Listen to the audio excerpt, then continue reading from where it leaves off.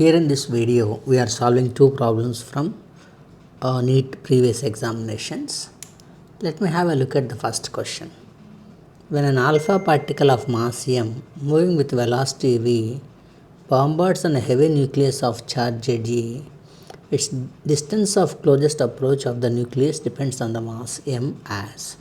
So what he is saying is there is an alpha particle. Alpha particle means helium-24 having 2 protons moving with a velocity v towards a heavy nucleus having a charge of Ze, that is E is charge of proton in terms of positive charge, Z is the number of the protons. What is the closest distance of approach? Why there is a closest distance of approach? First of all, let us try to understand. As helium nucleus, alpha particle is having a positive charge. This nucleus is also having a positive charge. So between them there is a kind of a force of repulsion. So as this is approaching at a certain distance, that repulsion becomes so strong such that it cannot go beyond that distance. That means it can up to here only, come up to here only. Then this is called closest distance of approach. There it stops because the repulsion is, the charge's repulsion is dominating them. That means what? Here it is moving, thus it is having a kinetic energy. What is that kinetic energy? Half mv square.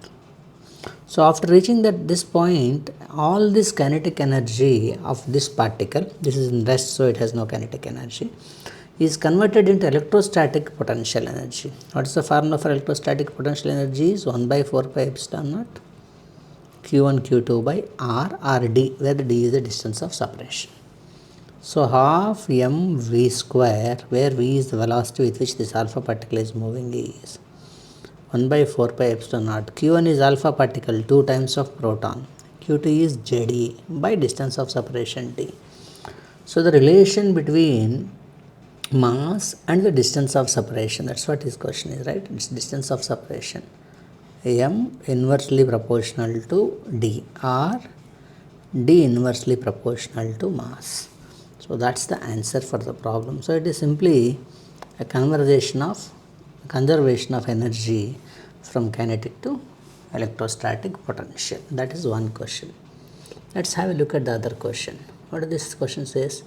The total energy of an electron of nth stationary orbit of the hydrogen atom is obtained by, an electron has potential energy, kinetic energy, all these energies together. So we have expressions for all of them. We have derived them in the atoms chapter. You can see them in the playlist.